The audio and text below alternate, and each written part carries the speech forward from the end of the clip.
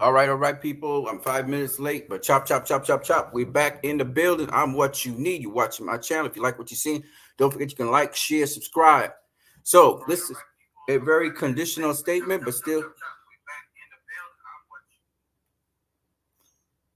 All right, yeah. This is a conditional statement, but still, we're gonna uh we're gonna get into it and we're gonna talk about it, which is if Devin Haney was to beat Ryan Garcia, that is the dream was to beat King Ryan.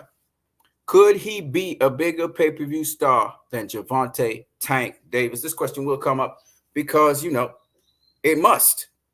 Okay, Ryan Garcia obviously did very well against Tank Davis in his first pay-per-view, and Ryan Garcia again in this his second pay-per-view is more than likely going to do very well. The question is, if Ryan Garcia does not win this fight, let's say Devin Haney wins this fight, what happens from there on in? So we're about to talk about it. You guys can always participate in the chat section. Feedback's always good. If you want to uh, subscribe, donate, share this video, if you want to particularly donate, the link is in the chat. If you want to join me in a one-on-one conversation, we can also do that. The link is also in the chat.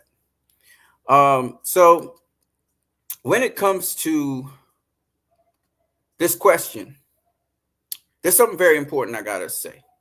Now, of course, recently, yesterday, Ryan Garcia sort of kind of disowned the Mexican public in the sense that, he was saying that, he's not really, about Mexico like that. And that, like, they don't really count. They're not his major demographic or something like that, which kind of crazy. But, I've heard even before this happened, even before this fight came to fruition, Devin Haney had been calling out for Ryan Garcia, calling out everybody. And Ryan Garcia did like if he was taking the fight, and then he pivoted, and he was going like if he was going to fight Rolly Romero, if you guys do remember. And in an interview, Bill Haney said something to the effect of, Devin Haney is not La Raza. Y'all know what La Raza is? La Raza. I know that my Mexican brothers and sisters know what La Raza is, right? And Bill Haney kept on talking about he's not La Raza. Now, why did he say that? It's because, Ryan Garcia changed his mind. He then came back to say he was going to face Devin Haney, which is cool. But basically, this fight, there's some comments in the comment section. Let me see. Paul Tapp says, shout out to Paul Tapp. He says, Ryan can never be a pay-per-view superstar. I mean, I can't talk about that. That part I can't really say. In terms of credibility as a fighter, probably not, but we've seen worse. We've seen Jake Paul lose, and he's still a pay-per-view. He's still doing well with his pay-per-view. So I can't really say that Ryan wouldn't be a pay-per-view star after this fight. Even if he was to lose this fight, Paul Top says Devin can't be a pay-per-view superstar either. Okay. And that's your opinion. You're entitled to your opinion. But I'm going to show you a couple things why Devin Haney is positioned a certain way he is. If you do recall, most of you out there, Devin Haney started his career in Tijuana, Mexico. Tijuana, Mexico.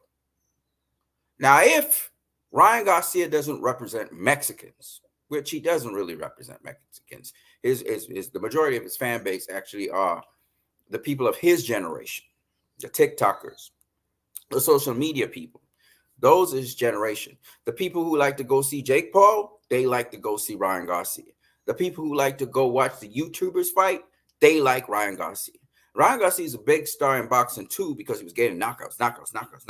So that also assisted in his popularity, and that's what caused his rise in the ranks in boxing. All right. Ryan is a professional boxer who just so happened to get notoriety and also to get a lot of popularity off of him innovatively doing TikTok and all the social media stuff. But don't get it twisted. Ryan Garcia, because of his sensational performances with Golden Boy, knocking out people time and time again, also made him a sensation. All right. So again, some people say, this guy just kind of fell into it. and he's a sensation because of his TikToks and stuff. No, he was innovative and he was creative in that he explored social media, as Floyd Mayweather did in the later part of his career. Tank and all these guys are doing, but Ryan went the extra mile to start to show his training videos. He got into the speed, throwing things with speed, and he was kicking ass in the ring. And then on his channel, if you look, there's a Devin Haney channel, but Ryan's particularly, because Ryan's a good-looking guy, and he's fit and he's fast and everything. Ryan was able to tap into that, and also to tap into his performances, and he would do his little feature videos. So Ryan sort of took the what's the blueprint? What do we call it? What Mayweather used to have these little video things before a fight, right? And they use that as a template today. Well, Ryan took it a step further. He started doing daily stuff. He started to show people his inner workings, how he got his success, how he does his thing. And as a result of that, Ryan Garcia got huge. But he didn't just get huge in a vacuum. It wasn't like if Ryan was flipping burgers or something, he would have. No, he used the boxing to skyrocket his platform. And then he started to branch out and speak on different things, invest in different things. Okay. So Ryan Garcia is not a big star in a void. It is because of his boxing, and it is because he was innovative, and it is because of the time in which he pushed forward. So this is very important for people to understand, because I think a lot of people get jealous that one guy, he gets into this particular position, but it's what the guy did that nobody else was doing that got him into that position. It's just like with Jake Paul taking advantage of the opportunities presented towards him. He was a YouTuber. He was making money. But then he had a passion for boxing, and he got into his passion. And because of his passion for boxing and his serious commitment, unlike his brother Logan Paul, Jake Paul has a serious commitment to boxing. He's had these opportunities open up to him. Yes, he had money. Devin Haney is also a guy that comes from money, but again, the passion, because for people to excel in boxing, you have to be a certain type of person. All right, it's just what it is, Paul Top says, Devin and Bill has to stop pandering to the Mexican fan base. No, absolutely not. When the Mexican fan base is the majority of the committed people who pay to see boxing, hell no. And besides that, Mexico gave back to Devin and Bill. So why can't Bill and Devin give back to Mexico? It wasn't Mexico and Devin fighting in Mexico that they got the opportunities they have today. Mexico opened its doors when America wouldn't allow Devin to fight professionally, right? And because of the experiences in Tijuana, Mexico, Bill and Devin, they got to know the culture. Of course, they come from Portland too, where, there's Mexicans there. And the love. So why ignore the Mexican public? Why not speak to them? Floyd Mayweather, Mexicans, Filipinos, he got the flags. He got everybody's flag. He represents everybody. And Devin represents, if you look at Devin and his style, it has been very aggressive over the last couple of years. Okay. Jojo Diaz's fight was a toe-to-toe fight. Jorge Linares' fight was a toe-to-toe fight. George Kambosos, the second fight, not the first one. The second fight was a toe-to-toe fight. Vasily Lomachenko was a toe-to-toe fight. Regis Prograis was a toe-to-toe fight. La Raza, man. He's bringing out the La Raza that he learned when he was fighting back in Mexico, because he wasn't just using the ring and going all around the ring. No, he was whooping ass in Mexico. So he's bringing it back. Y'all like Shane Mosley. Y'all like Paul Williams, right? Paul Williams didn't have that kind of skill that Devin has. But Devin's saying, I'm going to walk to you. I'm going to bring the heat. I'm going to use my defense, keep my defense tight. I'm going to step around you if I need to, but I'm walking to you. I'm going to walk you down. And that's what you're hearing. The language you're hearing from Bill and Devin these days is they're not backing down from nobody. And they're preparing themselves to walk down Ryan Garcia if necessary, which they more than likely will do, or hold the center of the ring and fight him there. So I like that. And the fact that Bill thinks mentally Ryan's afraid of Devin, he really truly believes that. And the reason is because first Ryan was supposed to take the fight. He didn't take the fight. He wanted to go Rolly. And then he came back to take the fight. And then he started being super weird because he's afraid to face Devin Haney. Even in the standoff, when Devin Haney's his whole head is forward into Ryan's face. Ryan's all the way back here. As soon as the face-off is done, Ryan goes to the furthest end of the ring and starts shadowboxing. What I tell you, he's intimidated by Devin. He's intimidated by Devin. With all the strategies and all the tricks he's doing, he's intimidated by Devin because he's going to realize he opened up a beast. La raza. You know what I'm saying? But I don't want to force it down people's throats. Real Mexicans don't accept Ryan. There you go. There you go. They don't think he's La raza. But it don't matter because Ryan don't pander to that fan base. He pandered to a different fan base. And Ryan even flipped them off. He said, you know, I don't need the Mexicans. You know, Ryan even said that. Paul Top says AB got Ryan by KO. Yeah, I saw the video. AB was saying, you know, he only got $13 left. If he had millions, he'd have bet on Devin. He said, you know, you never can know what happened. The odds are so high. I might as well play my luck. So that's what he's saying. He's not saying that he expects Ryan to win. He's just playing his luck to see what will happen. Paul Top says Devin needs to wear a black, green, and red, and stop pandering to the Mexicans. Bro, you ain't making no sense.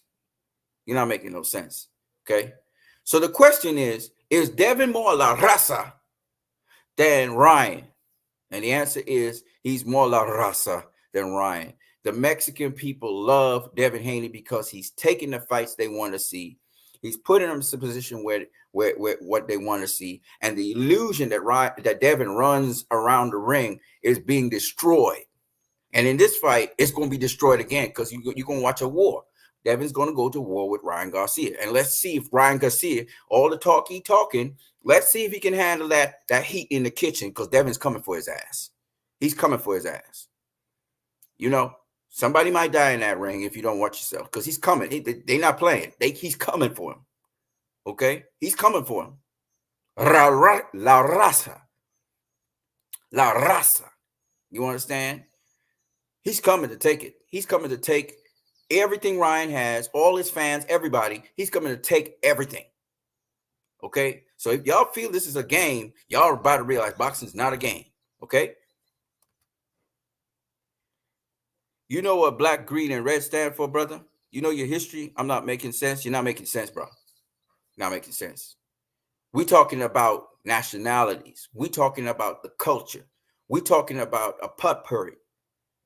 All right. You don't get to tell anybody what flag they wear on their back. If a man want to wear the Barbados flag, if he want to wear a Russian flag on his back, he have all right to do so, especially if he's getting love from the Russian people, if he's getting love from the Mexican people. All right. Because I'm gonna say something.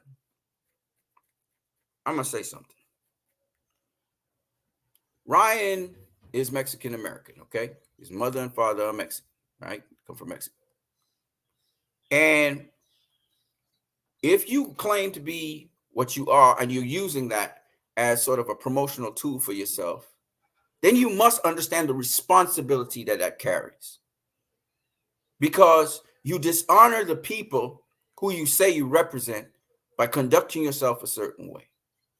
And I know Ryan was doing some of this for promotion. I know he's doing it because some of it's coming out because he's afraid to face Devin. Another piece of it's coming out because he's really trying to strategically get in Devin and Bill's head. All right? They're trying everything they can. So there's 3 different reasons why he's doing what he's doing. But at the end of the day, when you do what you do, there's consequences to it. I'm not saying that it's good or bad for promotion. I kind of enjoy it. It's like a little ride. But when you're representing a certain people or you come from a certain culture, right, and you behave like that, now you are pulling that culture down with you. All right. Ryan, Rolly Romero, Teofimo Lopez, these guys are innovative, very creative people, you know. Like they get into acting or something like that, they will do very, very well. Teofimo Lopez, a performer, you know, somersaults and coming off, you know, doing the Heisman and shit like that. These guys are very innovative, no doubt about it. I'm not knocking their innovation, But there are consequences to that in this society. And that's the only thing I'm saying. You know what I mean? Paul Top saying, learn your history, brother. Bro, you can't preach to me. You can't tell me nothing. You know what I'm saying? You can't tell me anything. Hold on a second, everybody. I just have to take a break for a second. Yes, sir. I didn't middle of the stream. Huh? Two more. Two more? Look, take me when you want to. All right, cool. Gotta get some paper.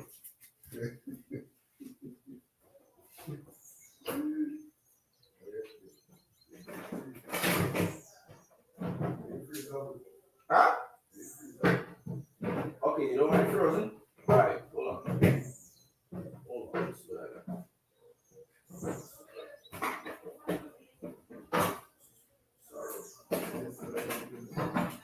Whoa, they all frozen.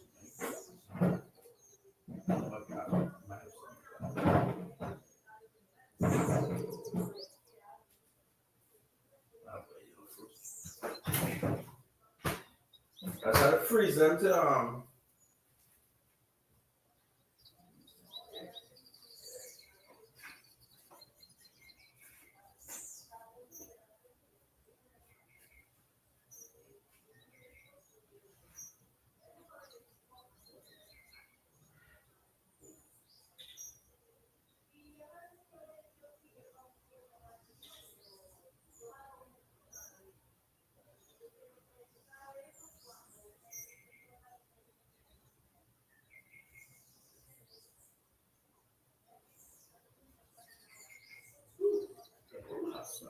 it's high.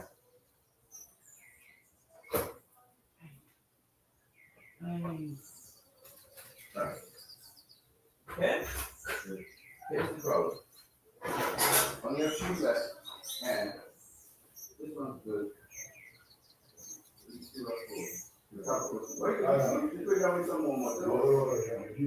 All right. Thank you.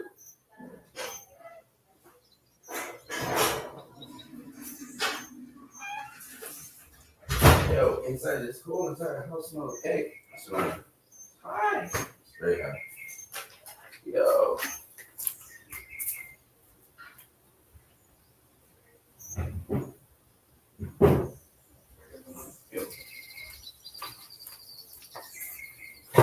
Yeah, people.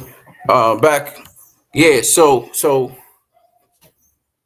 it's how you represent the people you represent. Really, you have to always bear that in mind. I'm not saying, Paul Top, salute to what you need. Yeah, my brother, I had to get some paper. You know, I sell drinks, so I take orders, and I have different flavors of drinks, and I gotta get the paper done, and I come back to here. You know what I'm saying? And here I also get paper from here, and I also get paper from. I have like 4 or 5 different jobs, so I get paper from different jobs, different things I do. You know what I'm saying? I do music for people, all that kind of stuff. So, anyways, man, back to you, Paul Top. So, the people you represent is very important because the people you represent. In here, it smells of egg, though. I gotta air out this place. I don't know why. The place is very humid, overcast, and the place is smelling of egg. So I got to do something about that. But yeah, the people you represent is very important. Even though Ryan Garcia is representing the TikTokers and the kids on social media and stuff, and I know they have a different language and a different way of conducting themselves out here, and trolling and stuff. Ryan got to kind of, it is the fight game. So anything that comes out, especially when you're coming down to fight night, really don't matter. But you still have to sort of lock in and kind of sometimes tell yourself how far you willing to go with stuff. You know what I mean? But this thing, I'm not gonna lie, Ryan's promoting the crap out of this fight. I'm not gonna lie to you. The pay-per-view is gonna probably be through the roof because Ryan just no holds barred. Like Ryan didn't give a care. Like what's the word I'm looking for? He couldn't care less. He didn't have a care in the world. He just letting it rip. He's just letting it rip. And kudos to him on that because he's gone so far out there that people can't help. People are going to dial and watch this fight. They're going to watch this fight. Pay-per-view. I'm interested in what the pay-per-view sales will be. I'm also interested in are the tickets sold out by now. You know what I mean? Marvin Washington says, if Ryan is knocked out by Haney, it will discredit Tank's resume. Well, first of all, I don't think that Ryan will get knocked out, like knocked out cold, senseless by Haney. I don't think that'll happen.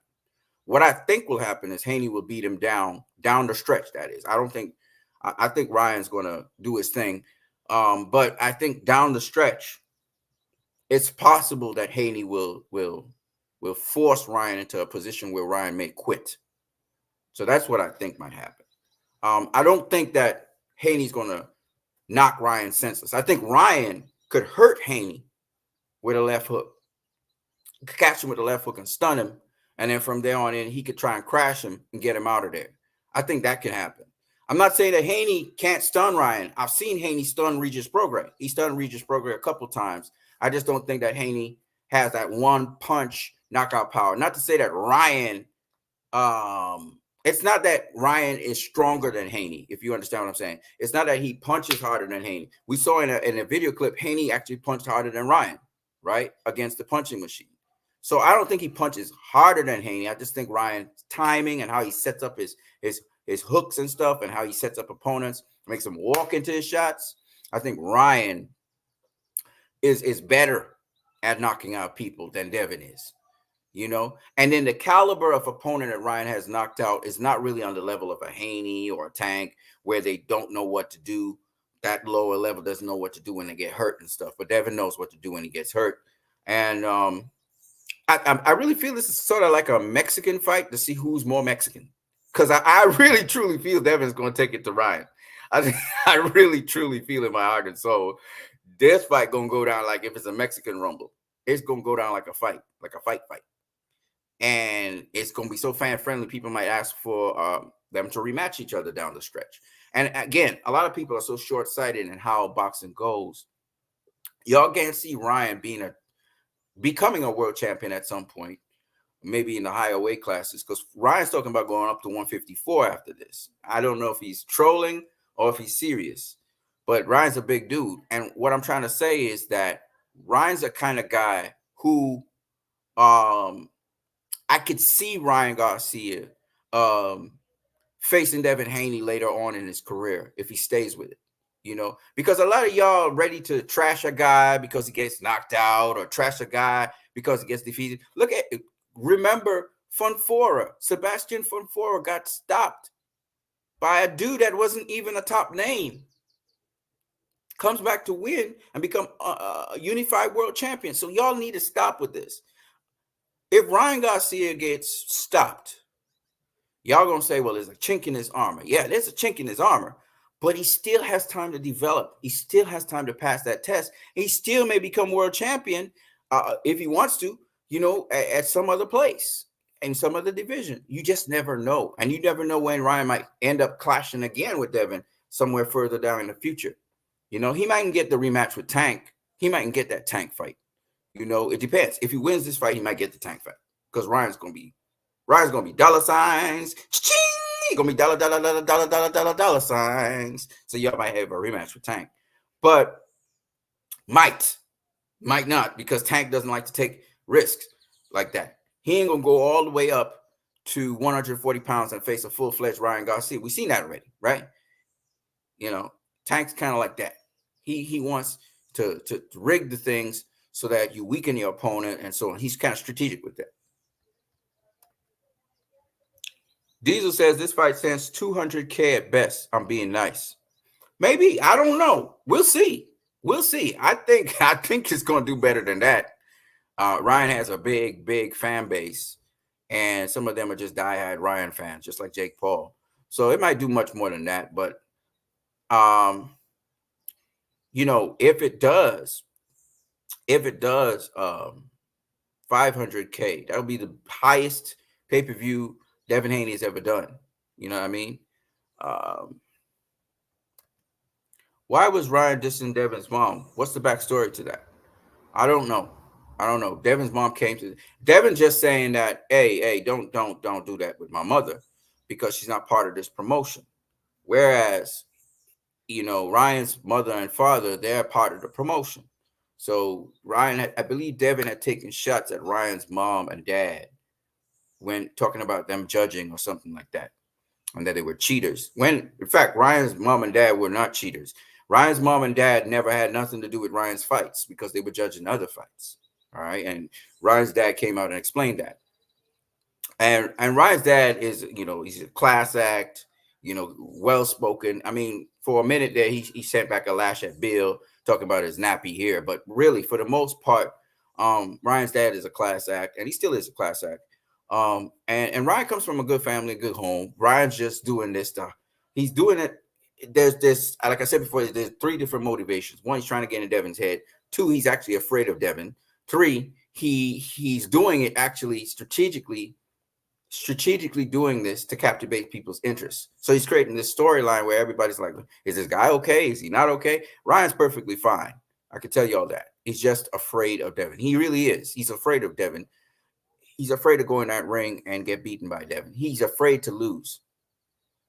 So he's got that anxiety, and it causes him to blurt out all kinds of stupid stuff as well. But he's calculated as well. He's trying to goad Devin into a type of fight where he can get his advantages to work.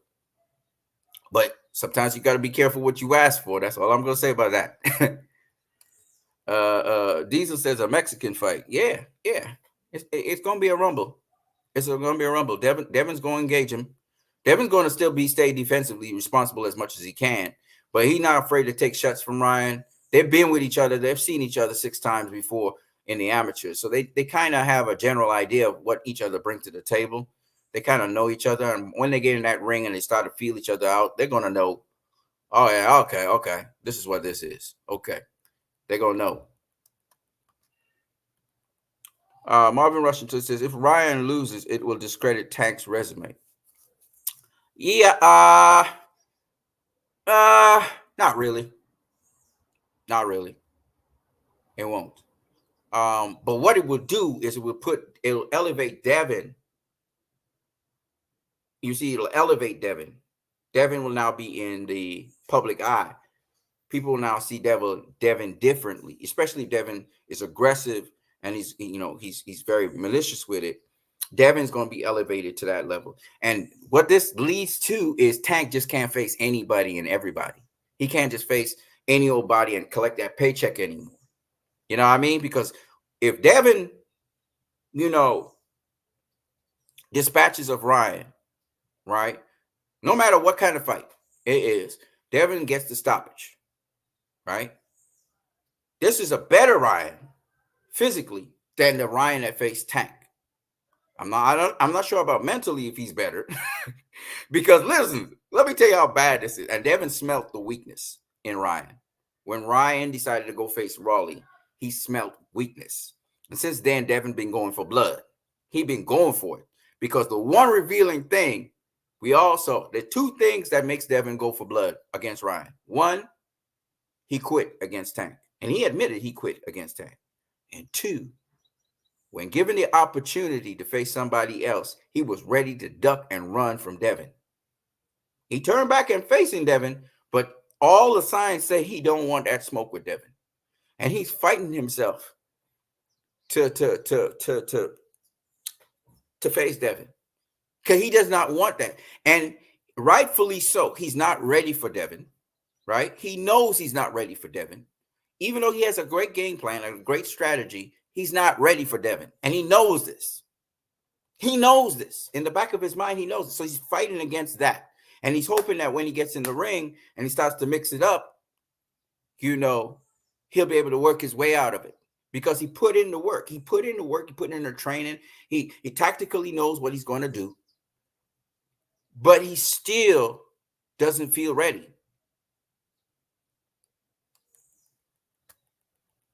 Marvin Washington, that's terrible logic. There you go. Yeah, I agree that it doesn't do anything to Tank's resume. It's not a Tank has a bad resume. That's not the point. It's that he's not taking the challenges that Devin Haney's taking. And in boxing, when you try to take shortcuts, when you try to milk the system early, see, Floyd Mayweather put in the work early. And even then, with the exception of the last fight of his career, which was Conor McGregor, Floyd continuously faced the very best. Say what you want about him, right? His career is littered with only the very best in the era. Zab Judah was former undisputed champion. This is when Floyd started to take over his career now. Carlos Baldomir was lineal champion. Y'all can say what y'all want about Margarito.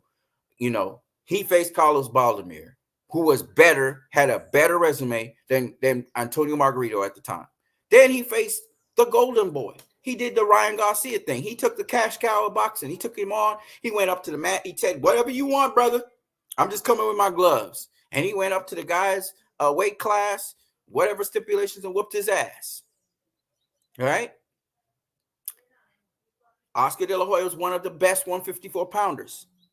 So after Floyd had become lineal champion at welterweight, facing the best welterweight in the division, he went on to face the most lucrative guy, not necessarily the best super welterweight. The best super welterweight at the time, I believe it was Vernon Forrest or Corey Spinks. Now, he wanted to have the fight with Corey Spinks before the Carlos Baldomir fight. Corey Spinks went up to super welterweight, and I believe he became the number one super welterweight by defeating, I forgot what the guy's name is, Picklin, I think it was. And I believe he won the IBF title, and Floyd wanted to fight him for the 154 IBF title. But people were saying, hey, you did not face the best welterweight out there. You have to face Carlos Baldomir. That's where he got pressure on him. So he had to go face Carlos Baldomir, but he really wanted to face Corey Spinks.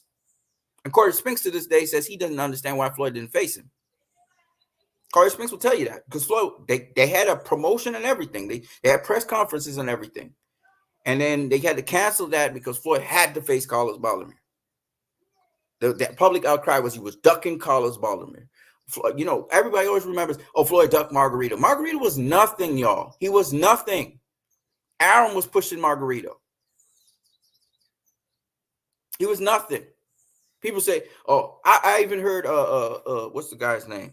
Cornelius Bundridge trying to claim that Floyd was ducking Margarito, trying to claim that Floyd was ducking Paul Williams. Paul Williams came out and said Floyd wasn't ducking me. Paul Williams came out and said that. Why would Paul Williams say that? There's a lot of alleged ducking and duck this and duck this guy and duck this guy. That started by promoter Bob Arum. Y'all believe in lies. Y'all don't believe in truth. Y'all don't want to know who the real deal is out here. Y'all don't want to know the real fighters. Y'all don't want to know the La Raza. You understand what I'm saying? There was a time when Canelo was asking for the smoke from everybody. Okay, there was a time when Canelo was asking for the smoke. There was a time when I'm gonna tell you another guy who was asking for the smoke. But then he changed. You know what I mean? And right now, the Mexicans do not like Canelo. They don't like him. He has his fan base. But most Mexicans do not like what he's doing, where he's ducking David Benavidez. I'm being real with you. They don't like it. He's not La Raza to them anymore. He was, but he's not anymore. All Tank fighters has lost since him.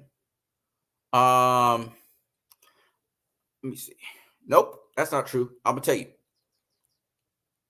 Jose Pedraza went on to become a two-time world champion at lightweight. He fought Lomachenko, gave Lomachenko a run for his money. You know, Lomachenko couldn't make him retire, even though Lomachenko dropped him in the final round. You know, Jose Pedraza is a good fighter. He's now kind of done, but he's a good fighter. See who else went on to do some things. Leo Santa Cruz hasn't lost a fight since after Tank. I think Leo Santa Cruz fought after Tank. Rolly Romero went on to become world champion. Y'all could say it's disputable, but he went on to become world champion. Pitbull Cruz has been winning all his fights since he fought Tank. You know, so that's not a true statement, bro. You have to come from facts. You have to actually bring factual evidence. All Tank's fighters have lost since he faced them. That's not true.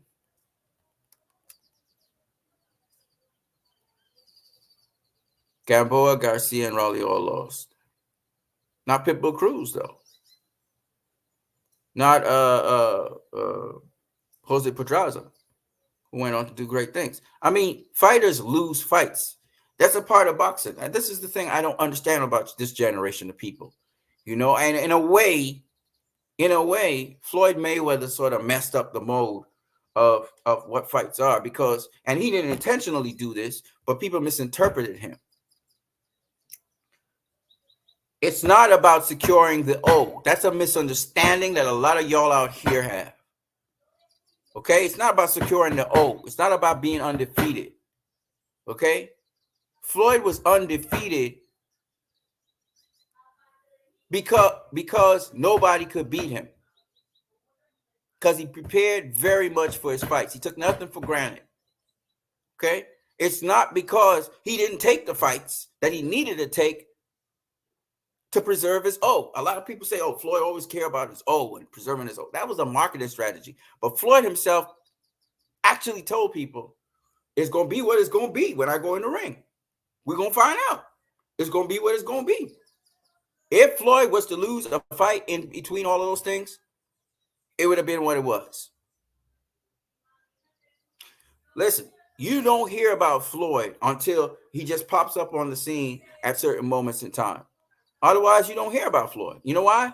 Because Floyd's conducting his business his life. Floyd's not really that dude who always wants this attention. No, he's on business, about making money. He said it. I don't want to be famous. I just want to be wealthy. He said, I prefer to be wealthy than famous. He always had purpose behind what he was doing. He always had a strategy. He always had a game plan. He was always deliberate, kind of like Andre Ward. Floyd and Andre Ward, if you look at those two guys, you get to understand. Andre Ward wasn't about keeping his O. So why the hell, when you try, if your whole purpose in boxing is to preserve your O, you ain't gonna face nobody. It's about confidence in yourself, and if you feel you can beat any and everybody. And even then, you could get beat. You could get beat. So what? So what? I prefer a guy who will fight the fights that are necessary, the big fights, the fights that will make them money, the fights that are the biggest fights and the best fighters out there. I prefer somebody who does that than somebody who's trying to preserve this O and he's waiting for a certain time for fighters get old, or he's waiting for this, or he's waiting for that. And when we look at his resume, it looked like Gennady Golovkin's resume. You dig? He ain't faced nobody.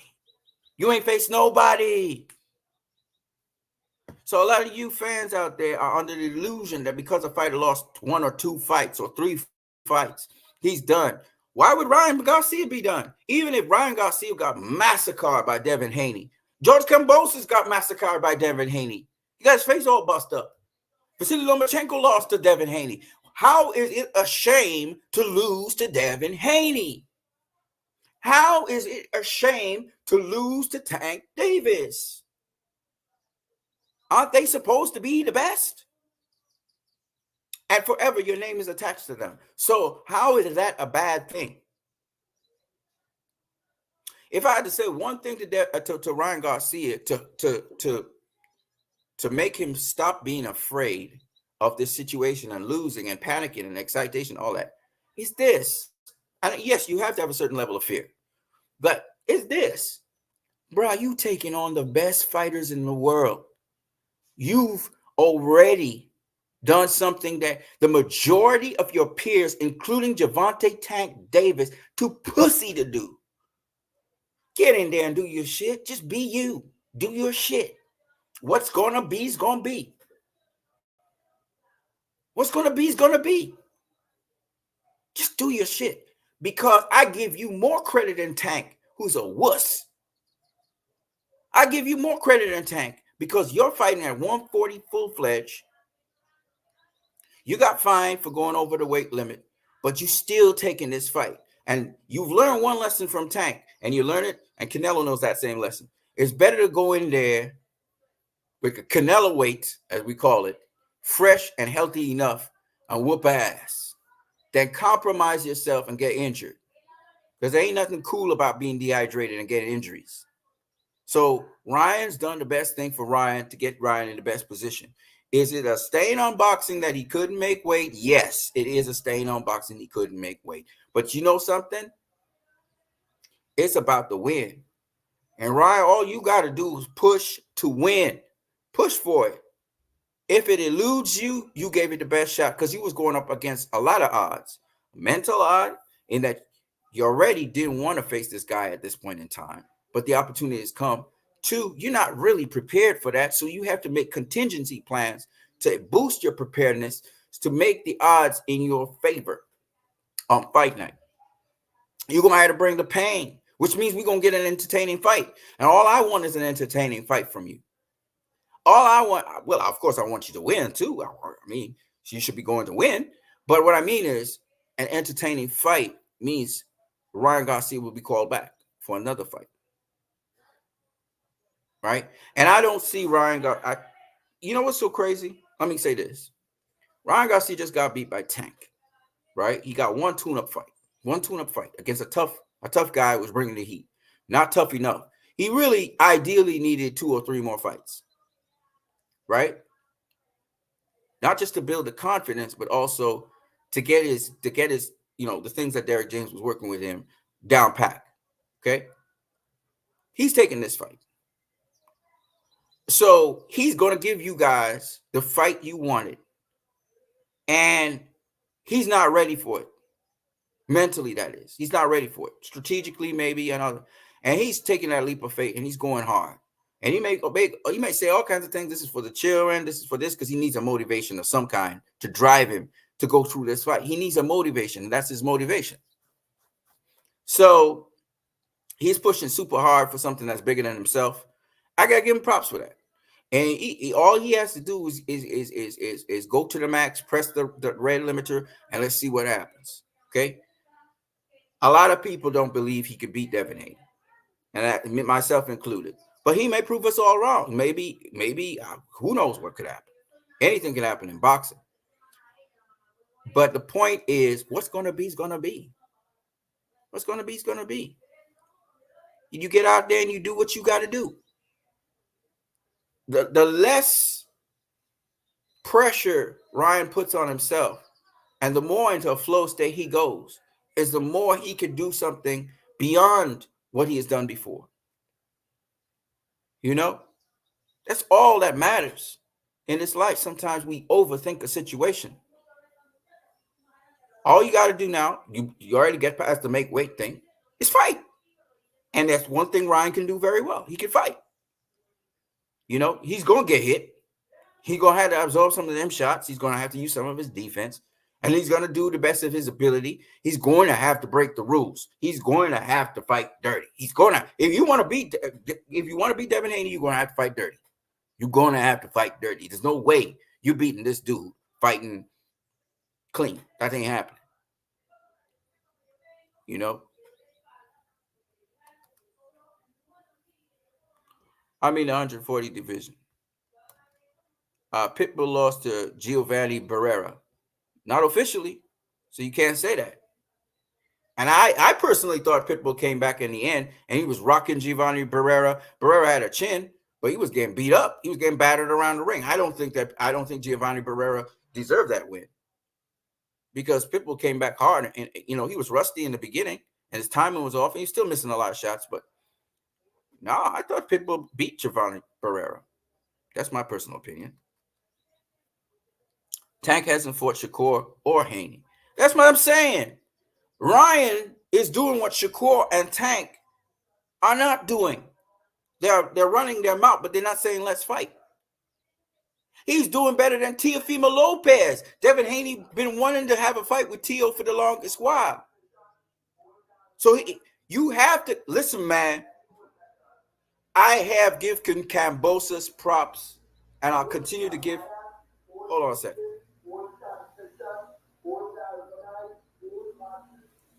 I have, and I continue to give props to George Kambosos because George Kambosos did what nobody was doing. Not Ryan, nobody was doing. He stepped to the plate. He got 2 fights out of it. He made a ton of money out of it, but he stepped to the plate and he faced Devin Haney.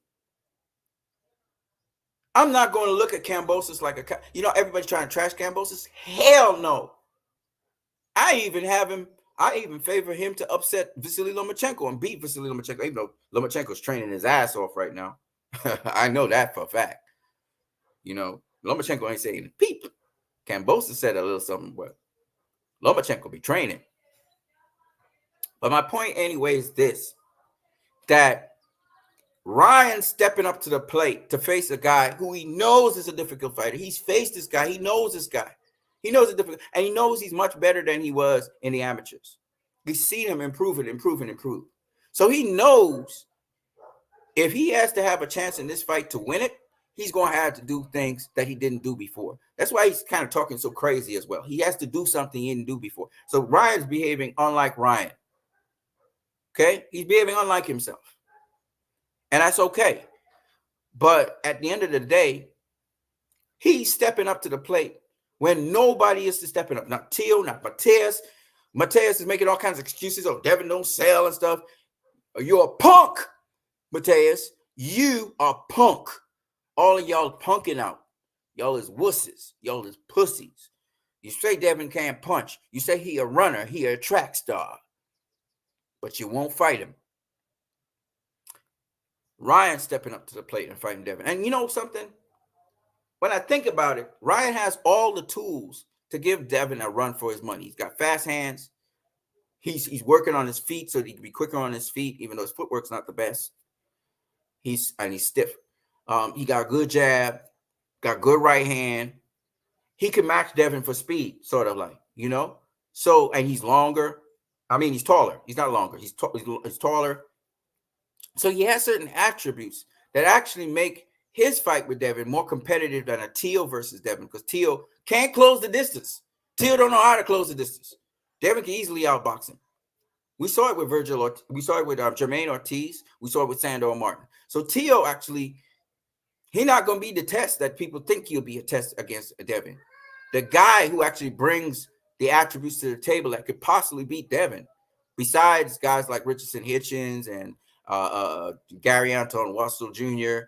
and some other guys in the division who got this quickness, the speed, and stuff to kind of do it. They don't have the experience though. Is Ryan Garcia. So if you really look at it, Devin versus Ryan Garcia is probably the more competitive of the fights that could happen at 140. Because them other guys, they're not going to be able to hang with Devin. They're just not going to. Devin's going to whitewash them. Right? Ryan's the biggest threat. But Ryan has to understand how special he is and how he just needs to let whatever needs to be and just go out there and execute. You don't gotta have super much a whole bunch of stress under you, because if Devin beats Ryan, it's gonna be down the stretch, I believe. When I mean beat him up or whatever. It's gonna be down the stretch. That's what I truly believe. Because Ryan's talking about getting Devin out of there in the first 2 rounds. So when round 2's passed, and then we have round 3, round 4, round 5, that's when things gonna start to change up, and we're gonna see what Ryan can do besides that. What's his game plan aside from that?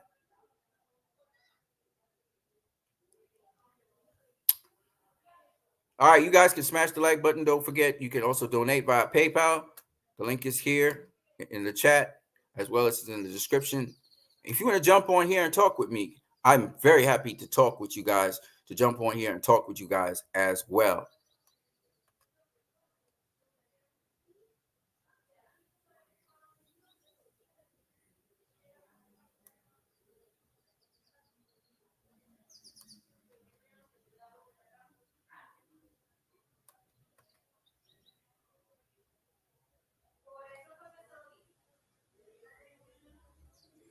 Okay.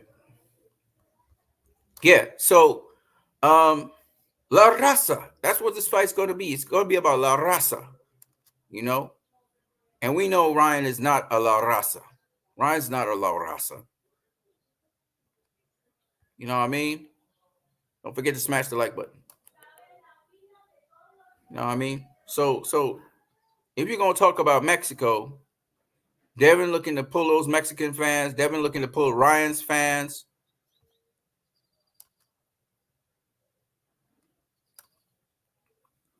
Contemplate Boxing says, what do you think about the undercard? Oh, it's a good undercard. It's actually good. I want to see Ramirez, my boy Ramirez. He got a tough task ahead of him though. But Ramirez, scrappy. Want to see him do his thing. You have winning. I think you mean who do I have winning? In which fight is that? Contemplate Boxing says undercards. I mean, yeah. So you got in the Haney versus Ryan Garcia undercards, you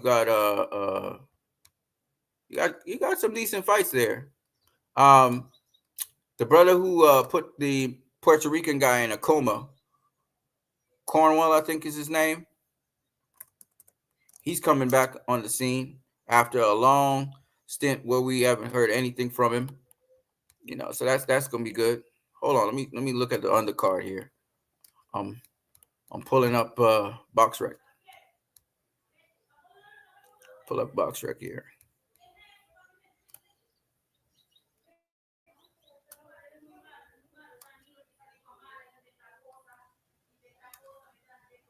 All right, what I'm gonna do? I'm gonna try something here. I'm gonna pull up so you guys can see what I'm seeing. All right. I'm sharing the screen. Yeah, that's what I want to share. Cool. You guys can see this? You guys seeing this? Just say yes if you can see it. This is the event right here. Seraphim Guardian says Devin Haney's style with Loma was pretty entertaining. He keeps that style up, he gets big. I don't know about bigger than Tank. All right, we're gonna talk about that in a minute, Seraphim. But you can see this is the undercard here. So we got Devin Haney here versus Ryan Garcia. That's the main event. Okay, for the WBC Super Lightweight Championship of the World. And then you got John Ramirez versus David Jimenez for the interim Super Flyweight Championship of the World. So John Ramirez is the guy we're talking about. That's Scrappy. Scrappy. That's my dude. I like Scrappy.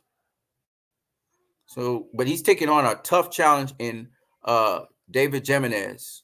Okay. He's taking on David Jimenez. So that's gonna be an interesting fight. It's a step-up fight for him. You know who else is on the undercard? Sergey Derevyanchenko, man. He's taking on a guy, Vaughn Alexander, super middleweight, so 168 division. So Derevyanchenko, man, that's a good fighter. And the guy I was telling you about, Charles Cornwell. Charles Cornwell, he's going to be taking on Nathaniel Gallimore. So Cornwell's going to come back.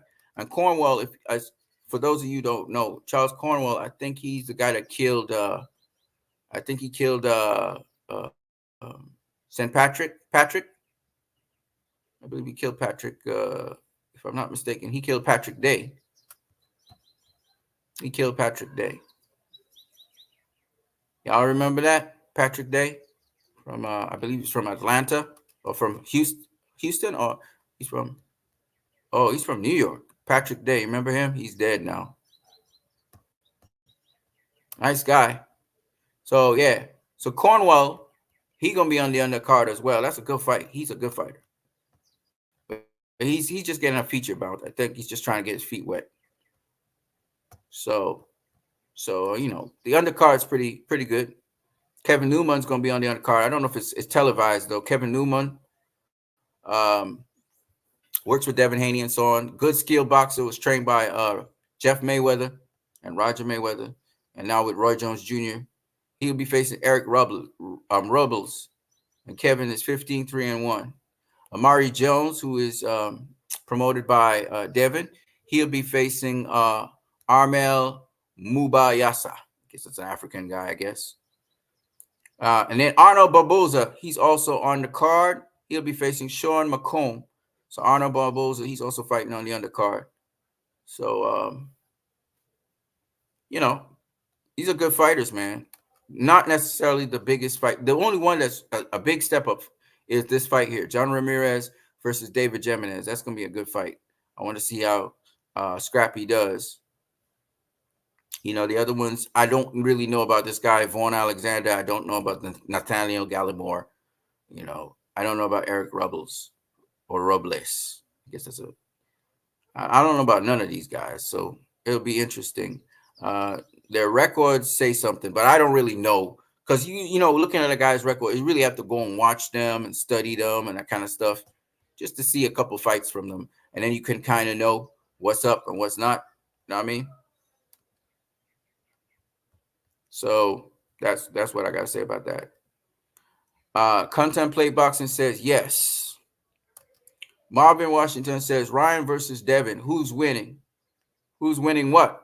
Oh, predictions? You guys want to tell me your prediction? All right, Marvin Washington, who you think is going to win that fight? I favor Devin to win by stoppage. How about you? Contemplate Boxing says, I remember Patrick Day, tragic fight. Yeah, man. Well, James Cornwell is going to be on that undercard. He's the guy that caught Patrick Day with a nasty, nasty shot. Patrick Day got hit with one too many shots, but that's not the reason why he died. I think it's something else. You know what I mean? Oh, this is kind of tight. I like this.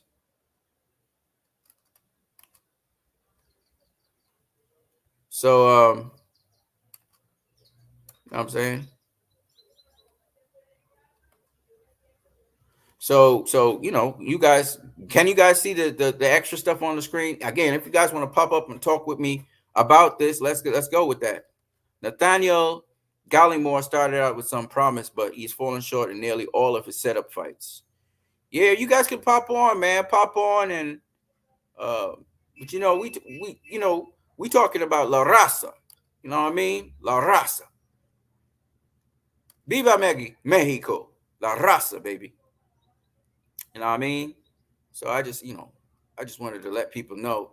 I don't think Devin's going to take this in a different way. You know what I mean? That's what I truly believe. You know what I mean? Um, Let me show you guys something else, man. Since we able to do this. Let's see here.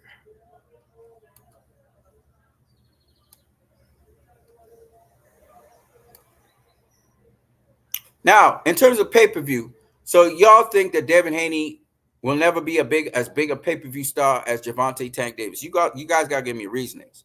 Because if Devin Haney beats Ryan Garcia and then takes on another big name in boxing, people are going to want to see Devin more. They want to see him in these big fights. Whereas if Tank keeps on going, the trajectory he's going, that is, he's facing guys who people don't really want to see, he gonna get knockouts. Yeah, sure. But he ain't facing nobody. You know what I mean? He ain't facing nobody. So there's only so many tomato cans you could eat before people say you full of shit. You know what I'm saying?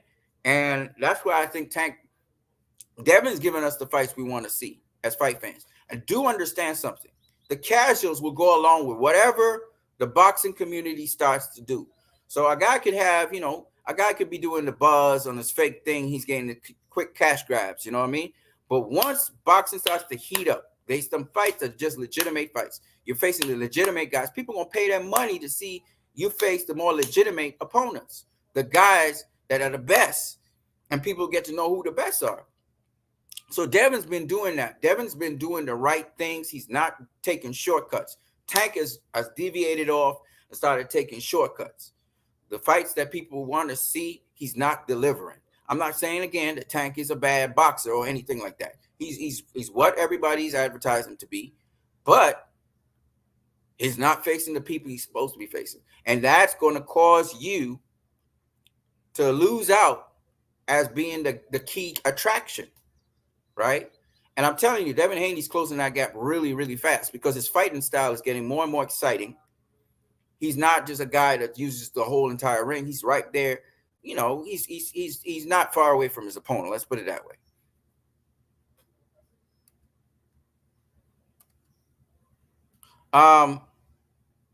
And he's giving the public the fights they want to see, kind of like UFC gives you the matchups you want to see. Devin's giving you the fights. I think what is happening is the more Devin gets more lucrative and he's able to facilitate more and more currency, is the more boxers going to go to him. And I'm telling you, it's a matter of time before that happens. That's why Devin versus Tank Davis It isn't that far away.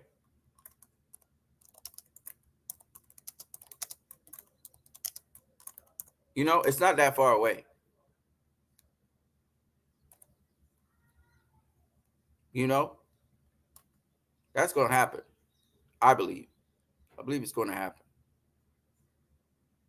You know, and I think in people's minds,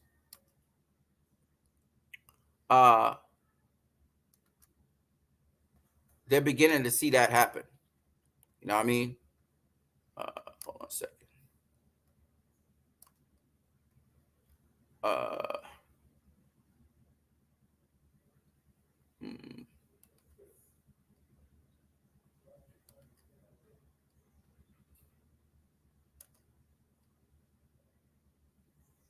Oh, Contemplate Boxing says I don't know how to get on. Okay, so just scroll up to the top.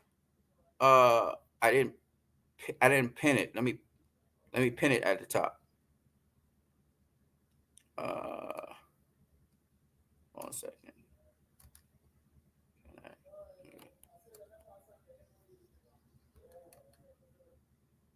Uh, the link is right here, but it's just. Let me see some. Hold on a second. Let me see. Let me see if I can put back the. I'll put the link so you can get on Contemplate Boxing. Hold on a second. Nah. The link's at the top. So you just scroll up to the top of this chat, and you're looking for this. It'll say StreamYard in it. And you just click on that and you'll become a guest. You'll come in the guest area and I'll just chop it up with you. Yeah. Okay. So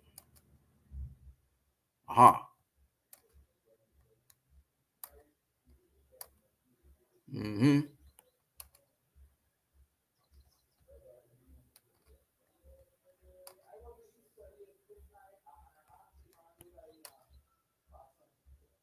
Yeah. So oh, there's Contemplate Boxing. I see you, brother. I see you.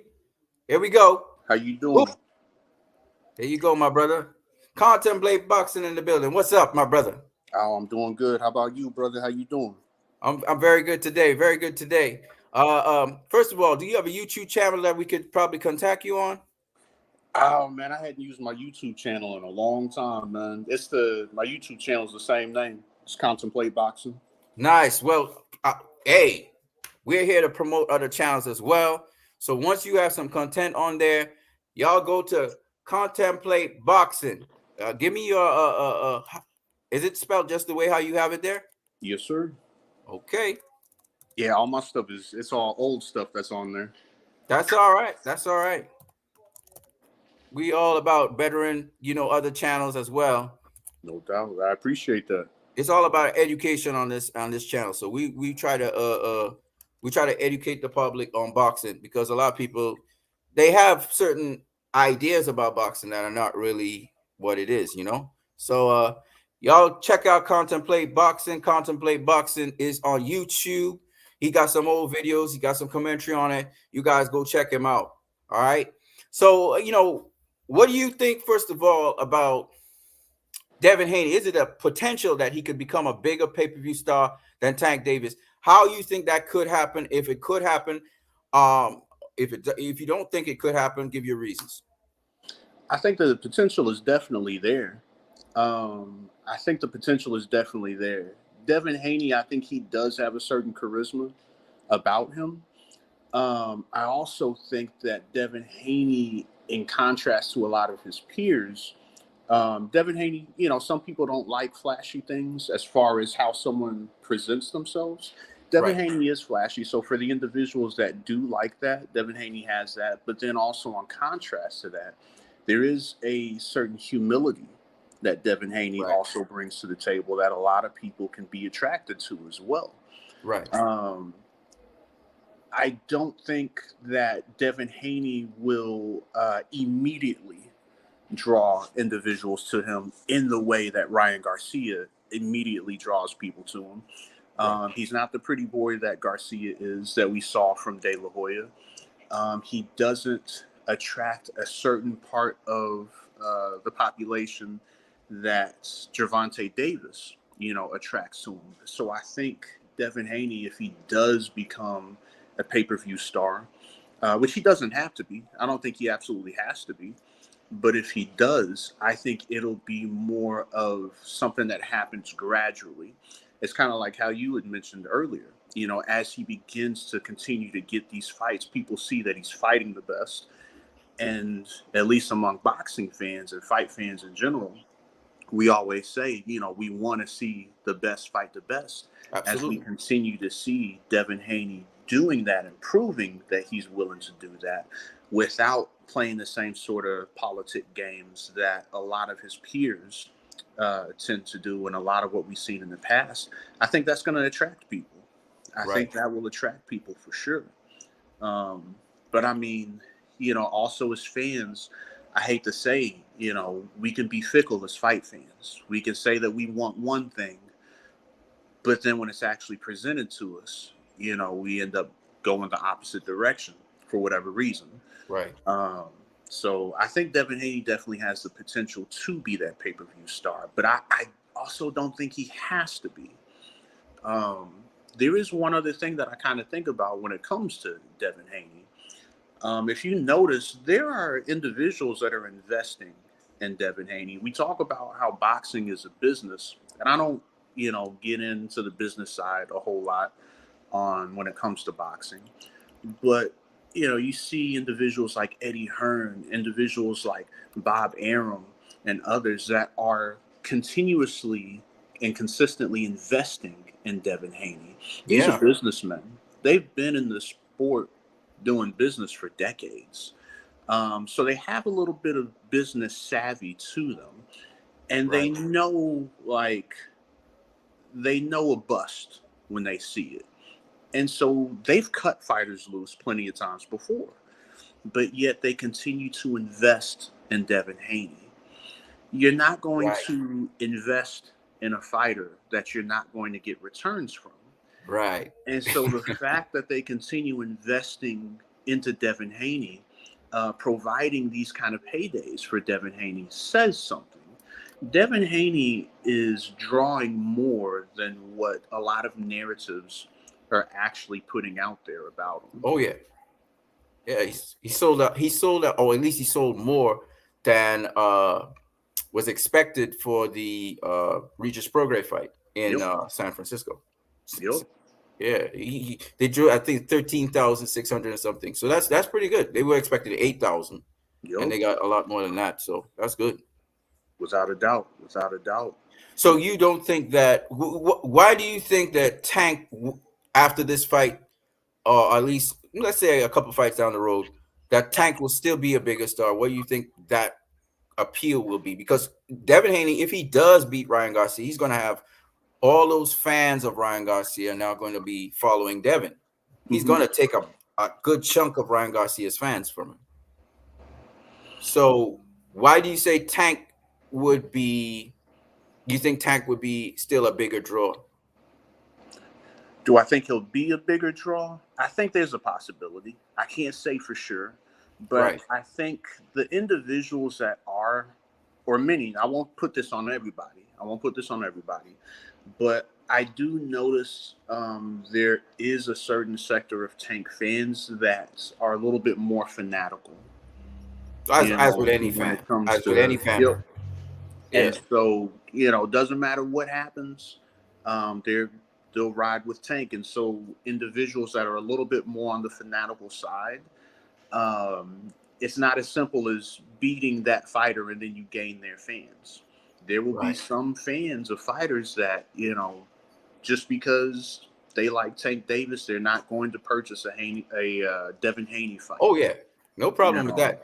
and so you do have that kind of narrative that's out there. But what I'm saying is, Hmm. the Ryan fans, these casual fans, which ride or die with Ryan, right? Hmm. By the way, shout out to RJ Jenkins in the building. Shout out to RJ Jenkins. That's a coach. RJ Jenkins is a coach. We are basically content creators, but he's a coach. Hmm. And he says knockout sell. That's why Tank is always going to be a bigger draw. Here's my question though. Tank Davis didn't do those astronomical numbers while he was fighting Mexican fighters who weren't Ryan Garcia. So he was somewhere around, he was under 300 K, right? So even the die fans of Tank, they don't really, when it comes to producing pay-per-view or producing money, it's not that big a set of people as people say. That's It's true. somewhere around 275 to maybe 300K pay-per-view buys you're looking at for the diehards.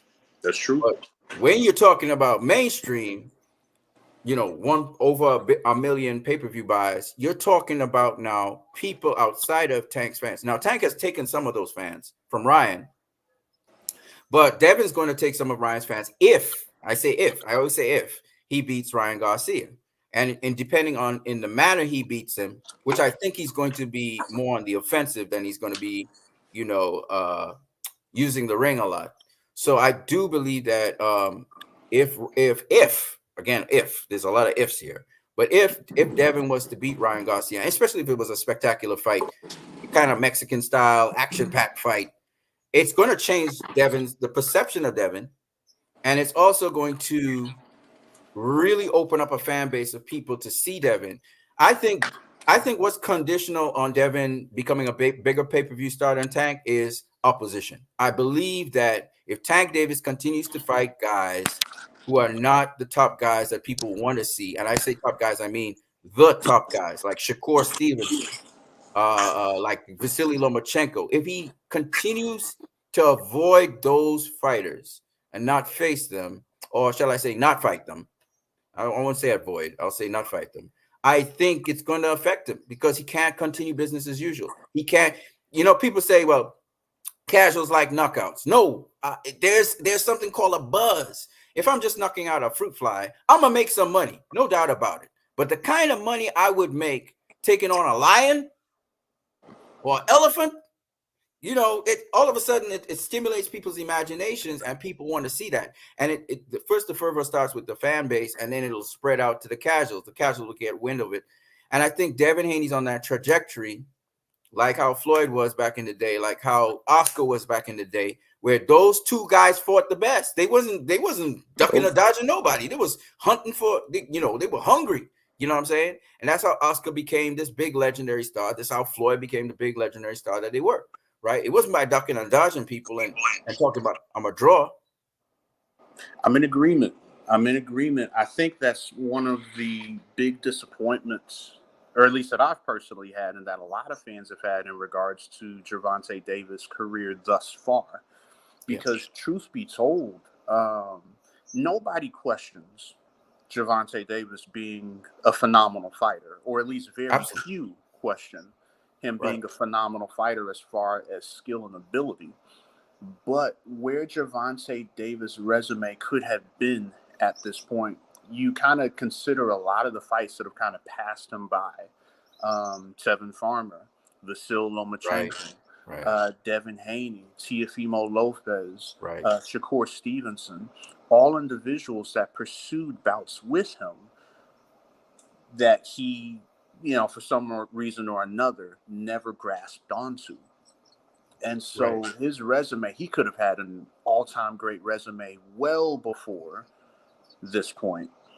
He could have had an all-time resume, much earlier in his life. But, it's kind of like what you said earlier. Devin Haney is doing what Tank Davis didn't. Exactly. I think if he keeps up that trajectory, they're just going to look at him. I mean, people like knockouts. Don't get me wrong. I get what Tank is trying to do, deliver a knockout every single fight. And he's kind of going up in levels, gradually up in levels, but he's trying to get that knockout. So he's about, I'm going to knock this guy out, right? I get it. The Mike Tyson effect. But when you're not facing the A-listers, the top of the top, the creme de la creme, how legit are those knockouts? One. And two, people start to see it as a circus act. They start to see it as a sideshow, and they diminish what you're really doing. And you hear a lot of people saying, Tank ain't faced nobody. They will say that, his resume is dry. In fact, he's faced some very, very solid fighters over the years. He got them out of there. right? The problem is people are very dismissive of his resume because he didn't face the very best when he should have faced the very best. Yep. That's the knock on him, and I think people are going to get tired of that, and they're not just going to want the knockout festival anymore. They will want to see the best, and if they can't see it with Tank, they're going to look to the next guy. They're going to look to the next guy and the next guy and the next guy, and that's why I think his pay-per-view stardom starts to fade. So he's right now he's kind of peaking out with Ryan Garcia. He peaked out. Can he maintain that peak? I don't think so. No doubt. You know what?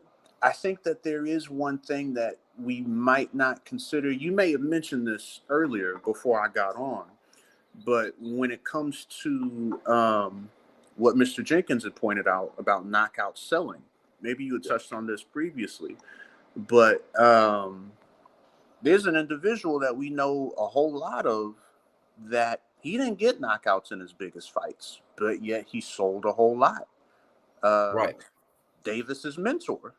That's right. One of the big complaints that a lot of fans had, or a lot of detractors rather had, in regards to Floyd Mayweather, was that he wasn't knocking individuals out. Correct. A lot of people were saying a lot of the same things about Mayweather that they are currently saying about Devin. Oh, correct. He's pillow-fisted. Oh, he can't punch. He doesn't get people out of there. He doesn't have a chin. Yep, he doesn't have a chin. But yet, Floyd was selling quite a bit. Oh, yeah. He was selling quite a bit.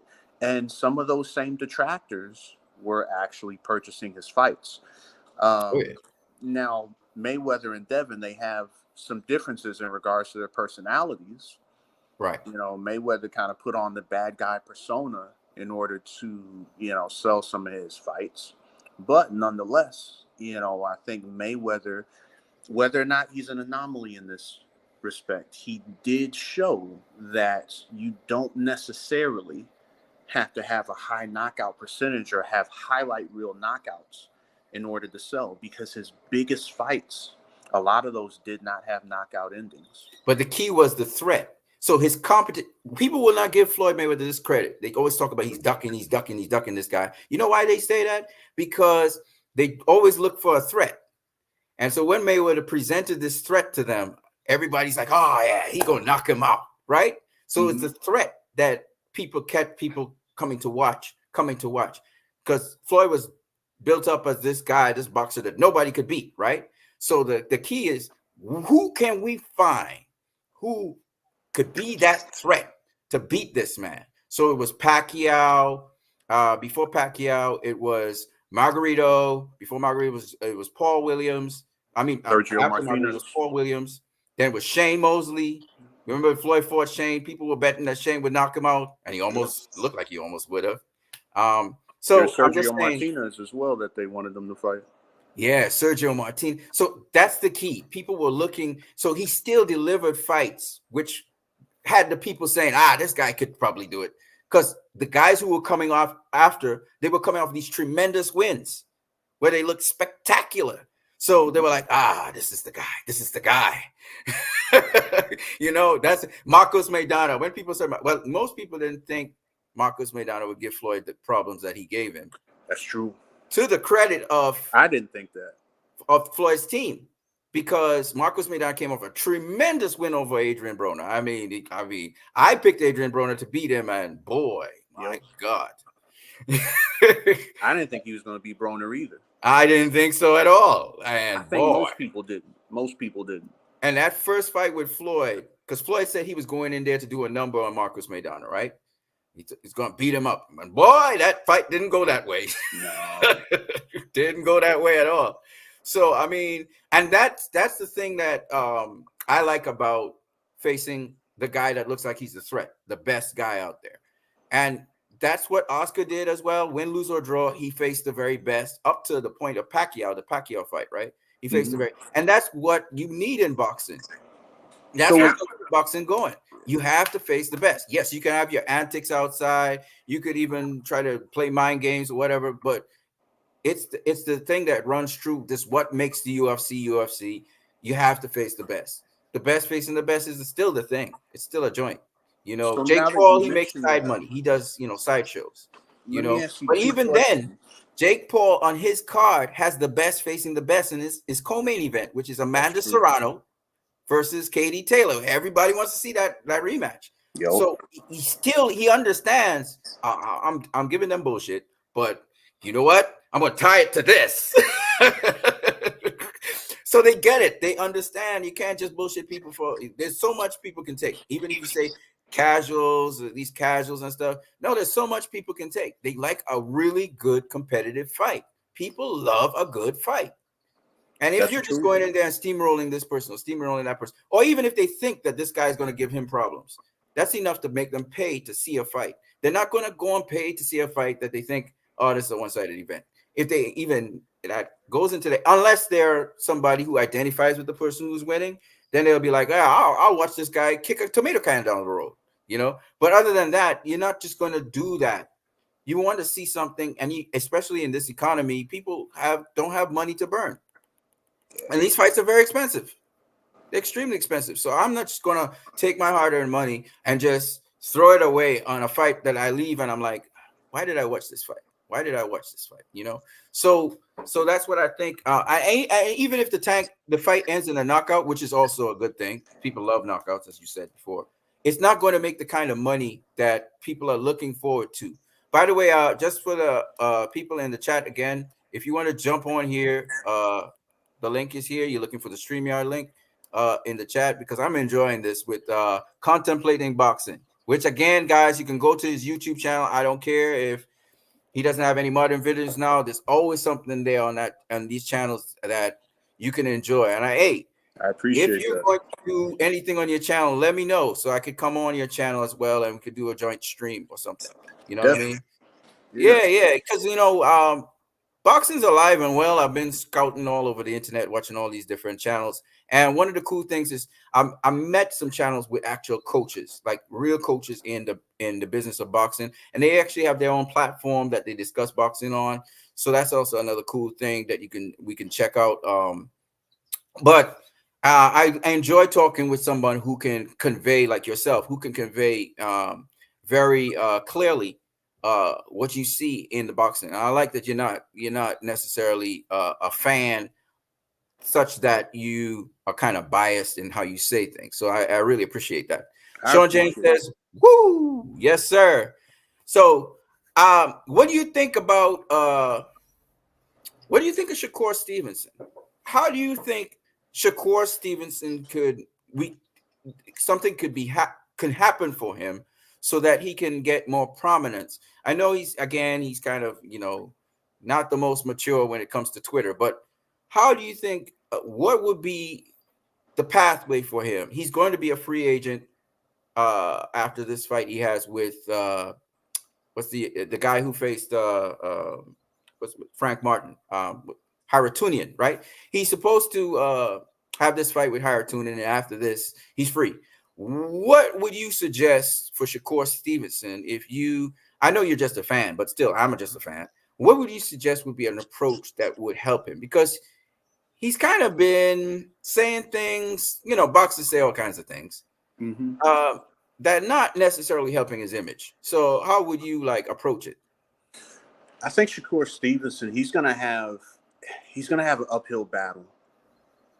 Because of the way things have recently kind of turned out for him, he's definitely going to have an uphill battle to restore his image that has been damaged.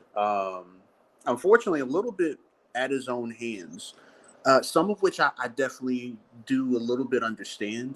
Like you said, some of the things that he's been doing, the Twitter battles, a lot of fans enjoy Twitter battles, but when the Twitter battles come without any action behind them, or when your reputation has been damaged prior to the Twitter battle, those Twitter battles don't help. A lot of fans were very disappointed in him, turning down, not signing the fight, Devin Haney, when Devin Haney was still undisputed at 135. Now, some people understood, some people stood with him, for the reasons that he has stated, while others were like, man, you had an opportunity at Undisputed. You man. Said so much in the league. Yeah, you don't get Undisputed every day. You don't. Exactly. Like you said, that opportunity doesn't come along all the time. No. Now, if he had turned down Undisputed and then he really put on a good performance in his next fight, his reputation probably wouldn't have been as damaged. But Right. then he goes But do into you his think, next fight. I gotta be honest, Hmm. don't you think though his performance, I mean, I'm not speaking as a casual fan. I'm speaking Hmm. as a fan of boxing, right? Don't you think his performance though showed a lot? Like he rose to the occasion and he was able to pull out that fight. Because to be honest with you, I think it Yep. was the 12th round that got him that fight. That fight was pretty close in my opinion. Hmm. So I thought it was actually an incredible performance on his part. But I think a lot of people seeing, him leap so far back instead of maybe pivot or whatever, I think people sort of started to really critique him because he wasn't engaging as much with this Yep. very dangerous opponent, which, by the way, is coming up this year. I think they have a rematch with Raul Valenzuela. So I'm looking forward to Edwin Dos Santos versus Valenzuela. That's a hell of a fight right there. But I think he actually performed quite well. I did have critiques with him. He keeps on, I don't know why he keeps on doing this, but he moves straight back.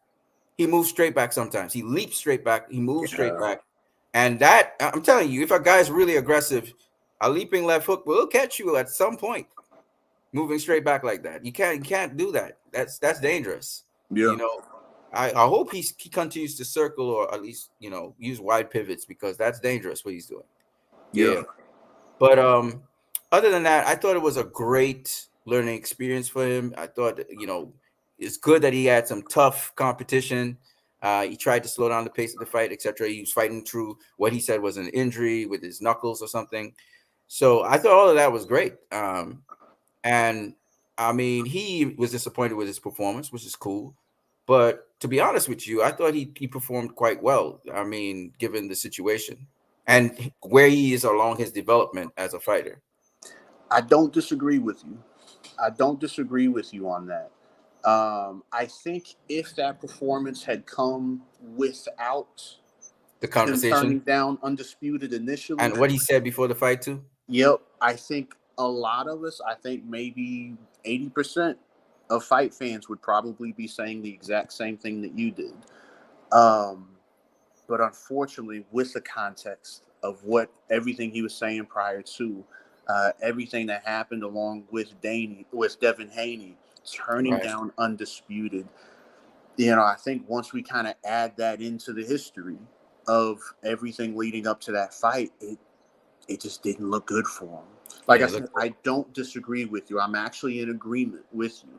The fact that he could come in there, with such a dangerous fighter like De Los Santos Yeah, he's very with an dangerous. injury and still pull the win out, that speaks volumes because everybody's not going to be able to do that. You And De know, Los Santos' feet are so fast. I think De Los Santos is quicker than him, actually. yeah, That's why he was leaping back so far. yeah. Because De Los Santos is just so quick. He's doubling, I tripling the don't think he jab coming thought De in. Los Santos was going to be that fast on his feet. Oh, he's crazy, man. He got Yeah, mad skill. Mad skill. yeah. He's underrated. And I kind of, some people say, well, Shakur probably should have done different, engage more. I'm thinking, given your experience level and seeing that coming at you, Hey, I my want to bad, my have as much brother. I distance gotta so I hop can figure off. out what's going on. You know? Yeah. Hey, my bad, my brother. I gotta hop off. I'm also cooking at the same time. Okay. Well, enjoy.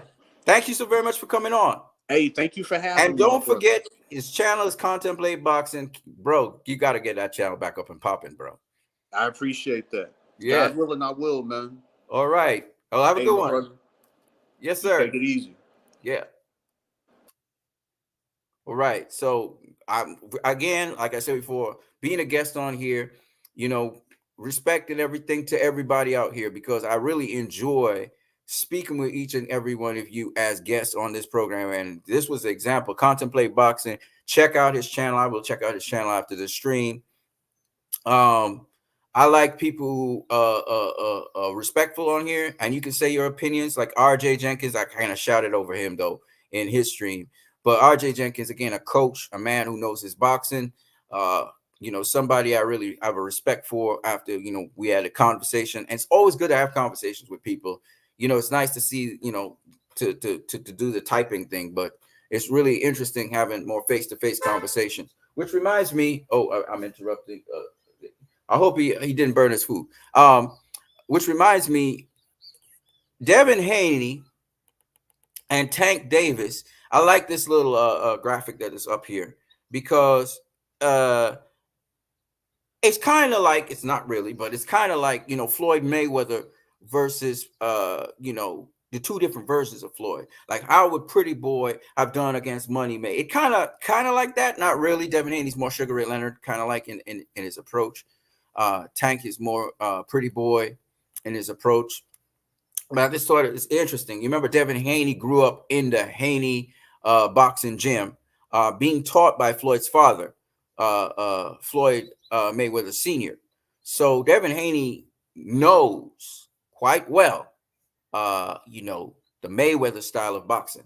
And then, of course, we have Gervonta Tank Davis, who's mentored by Floyd Mayweather, and Floyd Mayweather showed him how to be calculated and how to be tactical.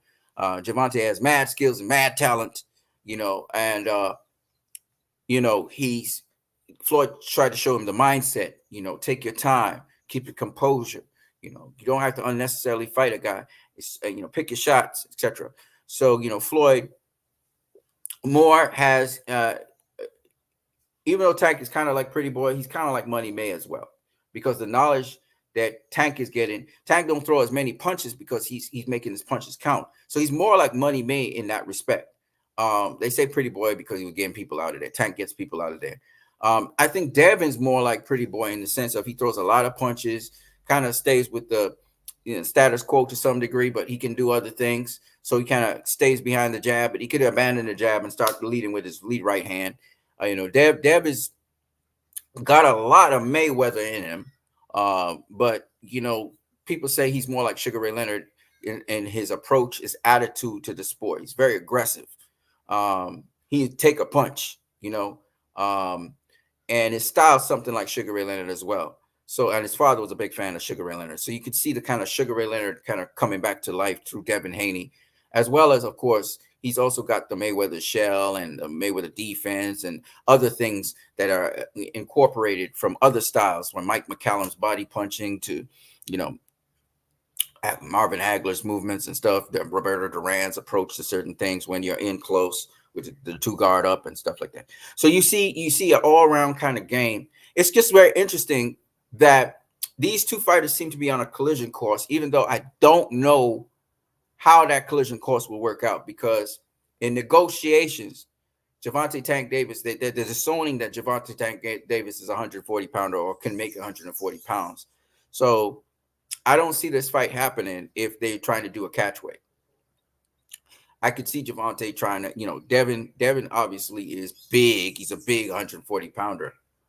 But I don't know if that fight is next, Devin versus Tank, but I'll say this. If Tank, in my opinion, if Tank doesn't face better competition, Frank Martin's green. He's inexperienced. Frank will try his best. I think Tank is going to get Frank Martin out of there, because Frank Martin, his body opened too much to hard shots, like money shots. And Tank will just have to work that body, break him down, and then finally he'll stop him. I'm not saying that Frank doesn't have a hell of a jab. He has a nice jab for the southpaw. He throws some good combinations too. He don't really have one hitter quitter power, but at the same time, he's solid, but he's not, he's solid, but he's not ready for Tank yet. He's not ready for Tank yet. He got dog in him and everything, but he's not ready for Tank yet. And that's my problem. Let me just take this off here. I do believe Devin is ready for Tank, but at 140. It's not going to be at 135. But I don't know if Tank is willing to take that risk and go up to face Devin for fear that he loses and his status and everything he's built up will be destroyed. Tank talks like none of these guys can mess with him, but he ain't making no movements. He's barking, but he's not biting. You know what I mean? And you can't have that in boxing. With respect to I'm a minute and 34 minutes in. I gotta wrap this up. I'm gonna wrap it up right now, people, and I gotta get going. But the last thing I want to say, I gotta get going. The last thing I gotta say is Devin Haney versus Ryan Garcia is a fight in which we're going to learn from the aftermath of the fight. At the aftermath of the fight, that is, we're going to learn what it takes to become a star in boxing. Okay, Ryan Garcia's had very good success in his very first pay-per-view. If he has success in the second pay-per-view, Ryan Garcia is in boxing to stay for a while, because if he can keep on, you know, doing great pay-per-view, then he's going to be the cash cow. Everybody will want to face Ryan Garcia, and it won't really matter what Ryan Garcia does. Everybody will want to have a fight with him. So Ryan will be able to pick whoever he wants to face. And that's important, because if Ryan Garcia is the golden ticket, some guys will want to face him one time, two times, three times. And I think that's an incentive for I think that might be an incentive for Tank to come up to 140, because if Ryan Garcia, if the pay-per-view on this fight does well, okay, Ryan Garcia, I'm going to go buy the pay-per-view this afternoon. If the pay-per-view for this fight sells well, Ryan Garcia is going to be a guy that everybody will want to face, period. Okay? Ryan Garcia is going to be that dude. You know what I mean? And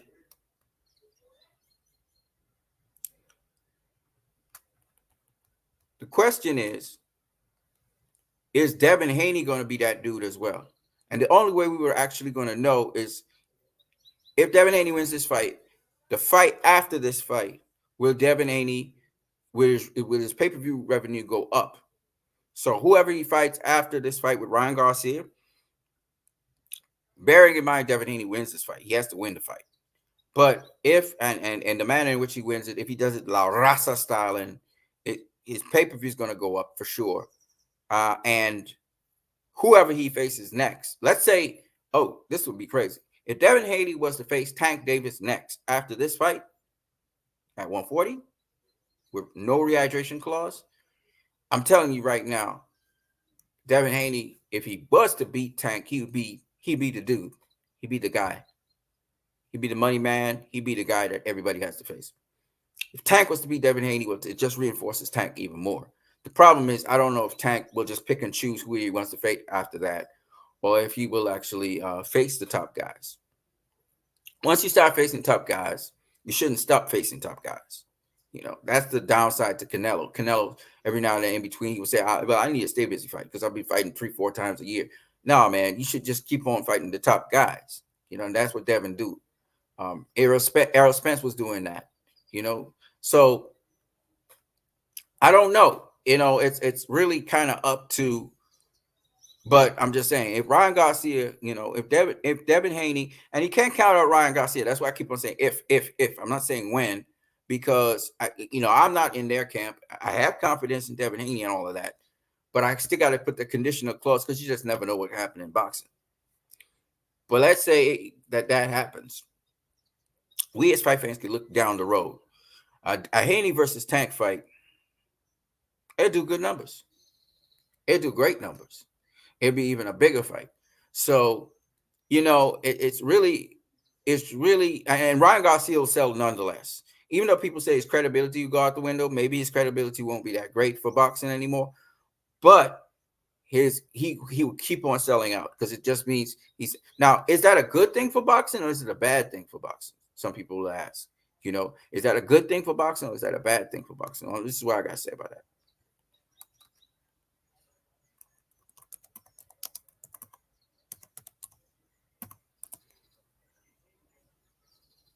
This is the video with Ryan Garcia and Floyd Mayweather meeting up after the Oscar Duarte fight, and they're talking. And Bill Haney, there's actually, I don't want to do too much of this, but Bill Haney actually talked about this, that, he knows. And, the thing about it is, I actually put out a stream on this, but Bill Haney was talking about, Oscar De La Hoya, Bernard Hopkins, and Floyd Mayweather. They're all against him, because if Devin was to beat Ryan, this is going to change the whole dynamic. And Tank going to have to face somebody out here. Tank going to have to face people. And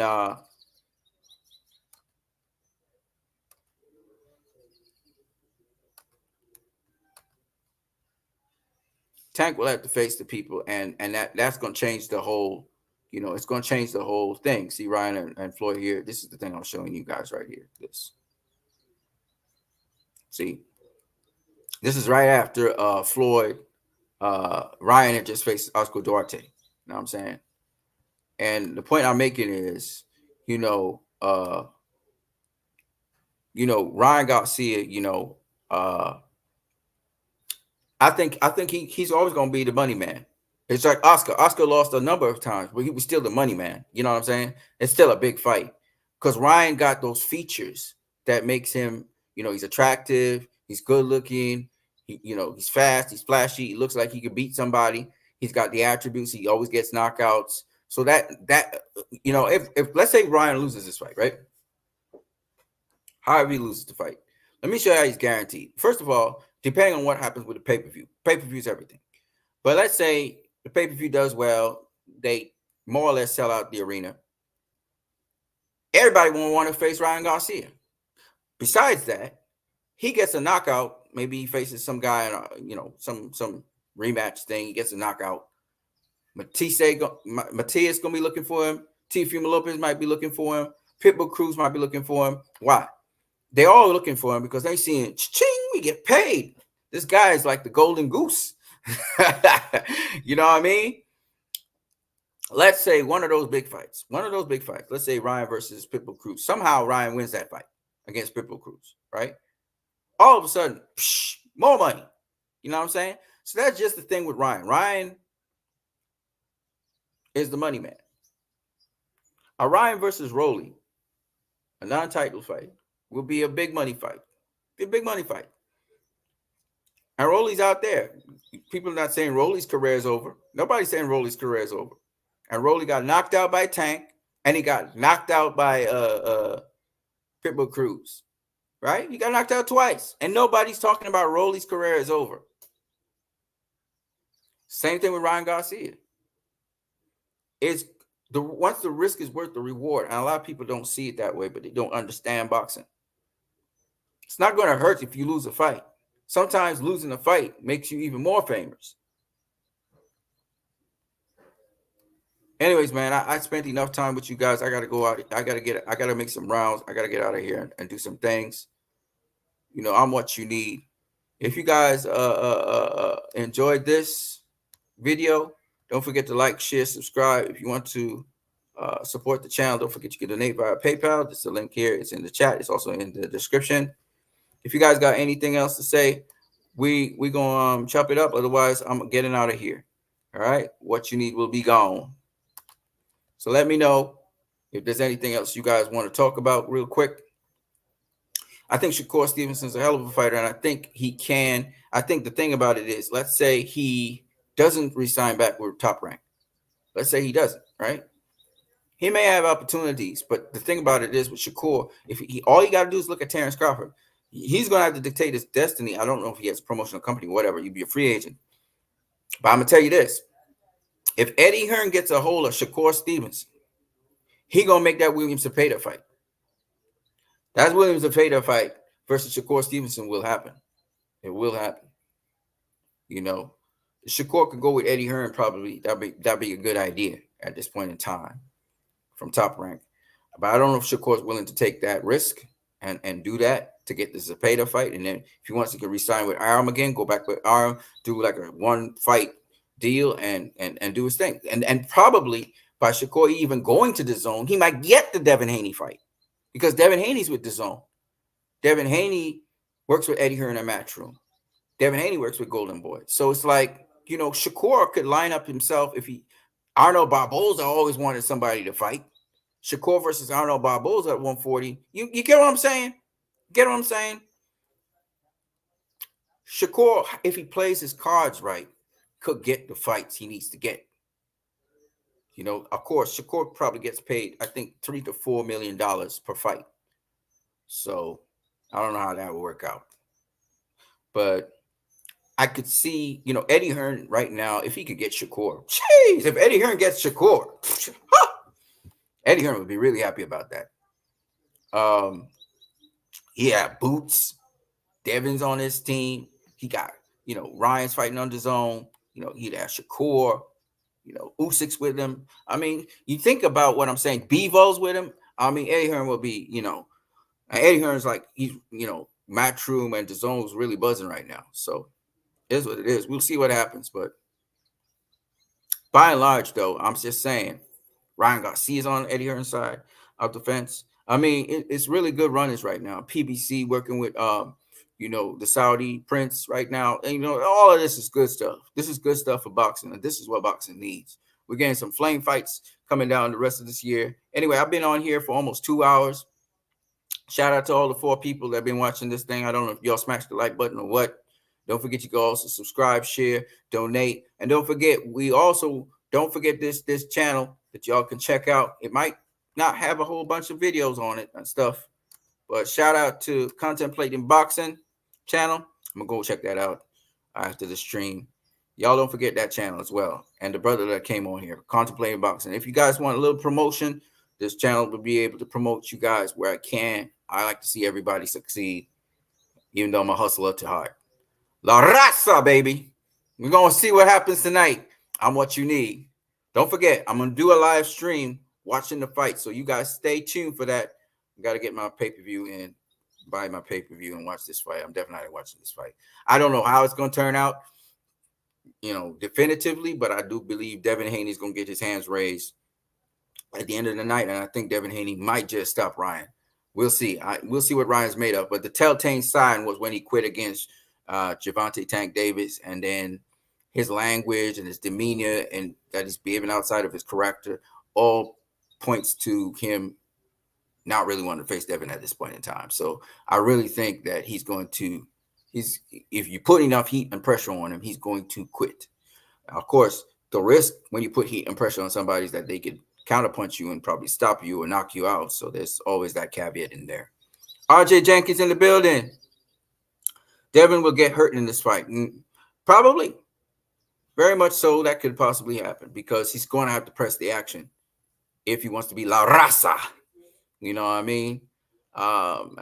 We'll see what happens. But, yeah, I could see that happening. I can see that. But, again, I do believe Devin is not chinny or anything like that. I don't see him being chinny. So I could see him getting in some problems early in the fight. Floyd got hurt in fights early in the fight. People get hurt. They get hurt, but it's your it's your character and your demeanor and your hunger that's either going to keep you up or you're going to fold. You're either going to fold. And if Ryan catches him with a shot that severs his senses from his body, that's totally different. That happens in boxing.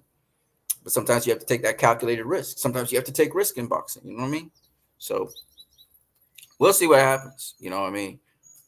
So, yeah. Shout out to everybody in the building. Shout out to everybody. La Raza. Viva Mexico. We'll see how it goes tonight. I'm going to catch you guys later. I'm what you need. Anybody got predictions? Who thinks, RJ Jenkins, who you think is going to win the fight? Who you think is going to win the fight tonight?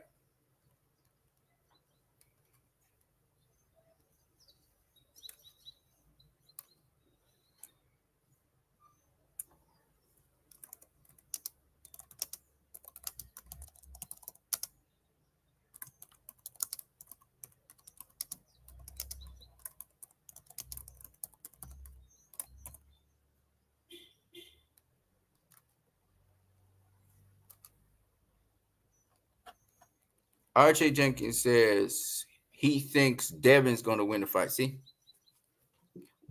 what's your reasoning for thinking that Devin will win? Why do you think Devin will win?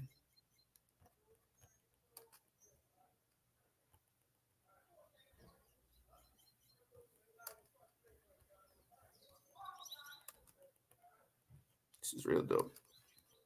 Yeah.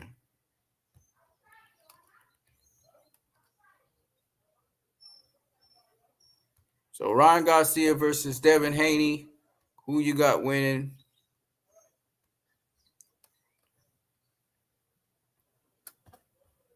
I love this. This is fantastic though. Ryan gonna bring it though. He's gonna bring it. He's gonna bring it. He gotta fight dirty though. He gotta fight dirty. He gotta fight Devin dirty. If he don't fight Devin dirty, he not gonna win that fight. He's just not gonna win that fight. RJ Jenkins says by decision. Okay. Okay. I hear you. RJ Jenkins says, I felt that Ryan doesn't have boxing in his heart anymore. Yeah.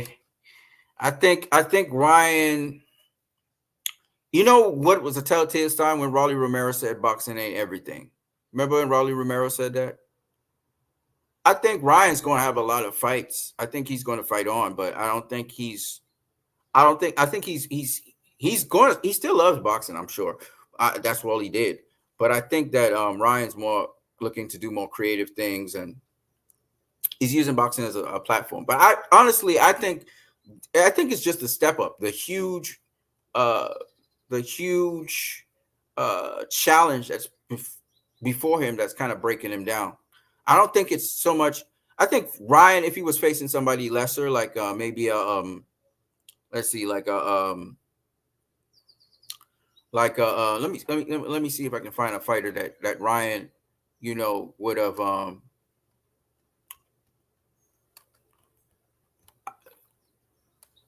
a fighter that Ryan would have done better with.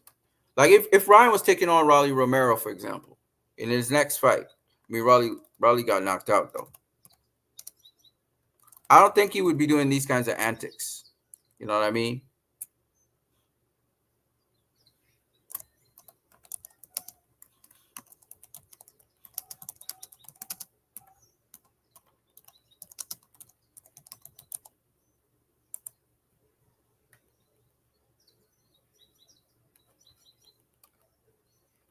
See how Shakur's taking on Haratunian, and even Teofimo Lopez is facing Claggett. Those are easier fights. You know what I mean? I don't mean it like easier fights, but fights more they could see themselves winning. You know what I mean? Like that.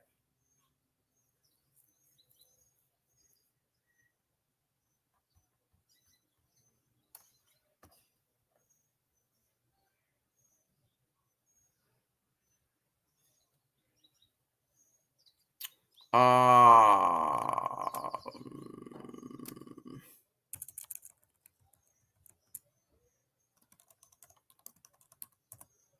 and then Ryan kind of uses the blueprint that Jake Paul uses.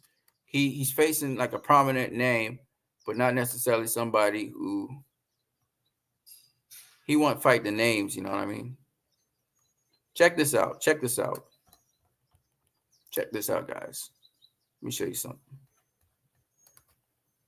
Ryan is a money engineer. That's why he's still boxing. When Ryan came in 3 pounds over weight limit, he doesn't really want to fight. Nah, that was a strategy, though. That's a strategy. They deliberately did that. He could have made weight. He's giving this narrative that he was having difficulty making weight. Nah, they purposely that's part of their game plan to come in bigger. That's part of their game plan.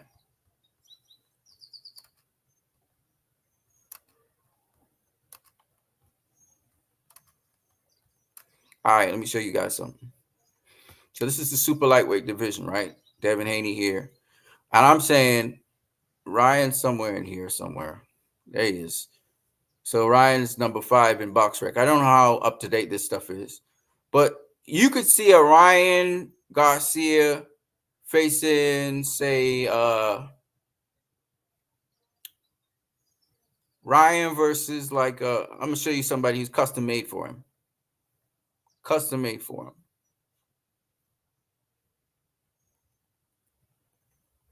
Actually, Ryan Garcia versus Pitbull Cruz would be a good fight.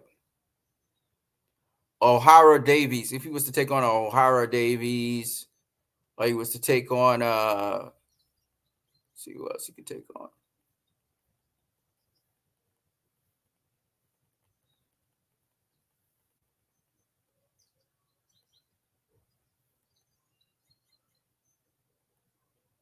Even him versus Ergashev, a European guy. Ergashev's a really bad boy, but I think Ryan would beat somebody like a Ergashev. I know that sounds crazy, but yeah, I think he would beat Ergashev. You know,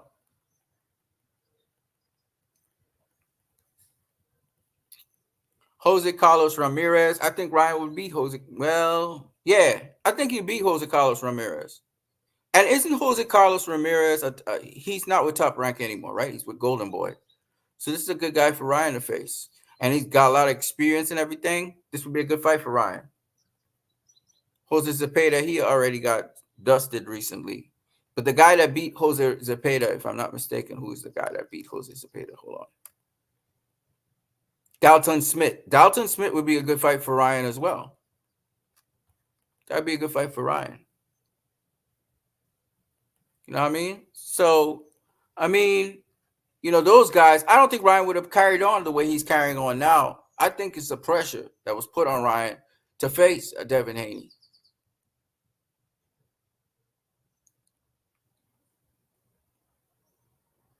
You know, a lot of these 140 pounders are dangerous guys, period. But yeah, I personally think Ryan has been drugged. He's acting out of his character.